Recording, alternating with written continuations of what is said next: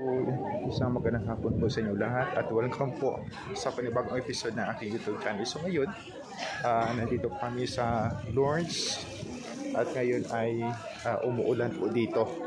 So ngayon ay Good Friday, kami po ay Station of the Cross, kaso umuulan po dito ngayon. So napakaraming tao po dito ngayon, kaso yun lang, umuulan po at hindi maganda ang panahon po dito.